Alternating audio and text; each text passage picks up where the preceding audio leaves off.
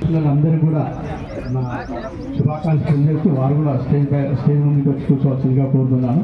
యాదగిరి గారు ఉంటే వారు కూడా స్టేజ్ పైకి రావాల్సిందిగా కోరుతున్నాను. జై వాసవి. మహేష్ అన్న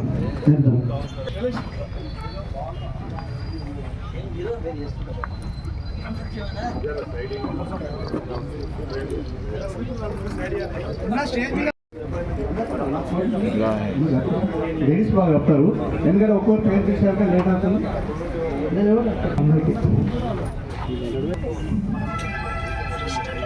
మరి టేబుల్ మీద తీసుకుంటారా?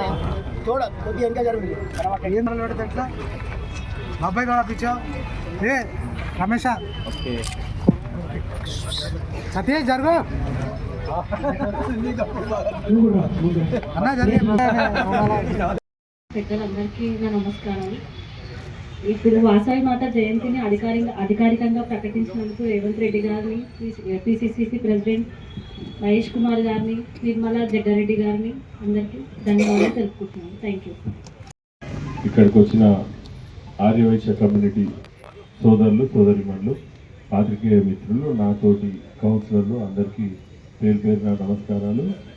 అయితే ఈరోజు రాష్ట్ర ప్రభుత్వం వాసవి మాత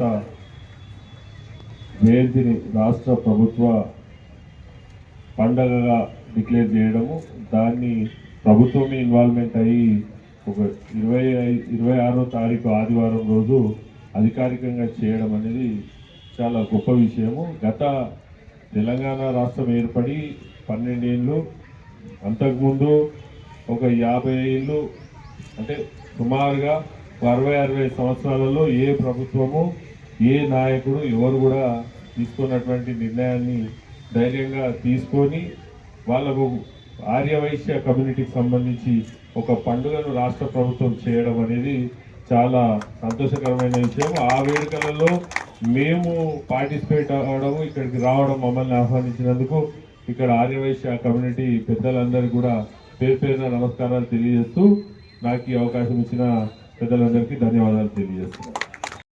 వాసవి మాత భక్తులందరికీ నా హృదయపూర్వక నమస్కారాలు.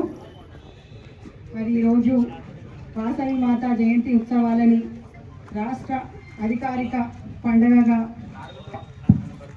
ప్రకటించడం చాలా సంతోషకరమైన విషయం. మరి ఇంతటి చారిత్రాత్మకమైన నిర్ణయం తీసుకున్న మన ముఖ్యమంత్రి రేవంత్ రెడ్డి గారికి నా హృదయపూర్వక ధన్యవాదాలు తెలియజేసుకుంటున్నాను. మరి ఈరోజు ఈ సభను ఏర్పాటు చేసిన మన వాసవి మాత ఆలయ కమిటీ చైర్మన్ కిషన్ సేఠ్ గారికి, మరి ఇక్కడికి వచ్చిన టీనా హరీష్ గారికి, నాతోటి మా మున్సిపల్ కౌన్సిలర్స్ అందరికీ, వేదిక పైన పెద్దలందరికీ, ఆర్యవైశ్య మహిళలందరికీ, పెద్దలకు, యువకులకు, మీడియా మిత్రులకు అందరికీ నా హృదయపూర్వక ధన్యవాదాలు తెలియజేస్తున్నాను. మరి ఈ జయంతి ఉత్సవాలను అధికారిక పండుగగా ప్రకటించడం ద్వారా మన సంస్కృతి సాంప్రదాయాలకు గౌరవం పెంచుతుంది. అలాగే ఈ నిర్ణయం ద్వారా మనలో ఐక్యత, గౌరవం పెరుగుతుంది. మరి మనందరి తరఫున మరోసారి రేవంత్ రెడ్డి గారికి హృదయపూర్వక ధన్యవాదాలు తెలియజేసుకుంటూ, ఆ వాసవి మాత ఆశీస్సులు మనందరిపై ఉండాలని కోరుకుంటూ నాకు ఈ అవకాశం ఇచ్చిన పెద్దలందరికీ ధన్యవాదాలు తెలియజేసుకుంటున్నాను. జై వాసవి. ఈనాటి కార్యక్రమం ఎంతో శుభదినం. ఎన్నో సంవత్సరాల కళ ఇది. ఆర్యవైశ్య మనోభావాలకు, ఆర్యవైశ్య కులానికి గొప్ప కీర్తి తీసుకొచ్చిన ఒక శుభదినం ఈరోజు.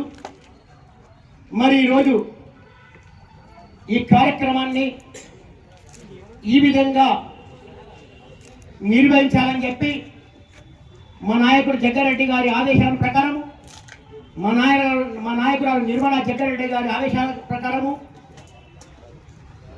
మొట్టమొదటిసారిగా భారతదేశంలో ఆర్యవైశ్యుడు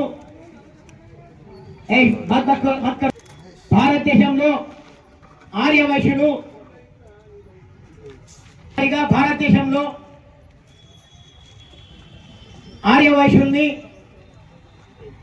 వివిధ రూపాలుగా పిలుస్తారు. చాలా మందికి తెలంగాణలో వైశ్యులు కోమట్లని అంటారు. కానీ ఆర్యవైశ్యులు, కోమట్లు, గుప్తాలు, అలాగే తమిళనాడు కొత్త షెట్టీలు, అలాగే మార్వాడిలో బజాజులు, అలాగే జైన్ మతస్థులు జైన్లు, ఇలాగా రకరకాల పేరుతో ఈ భారతదేశంలో ఆర్యవైశ్యులు నలుమూలలో ఉన్నవాడు.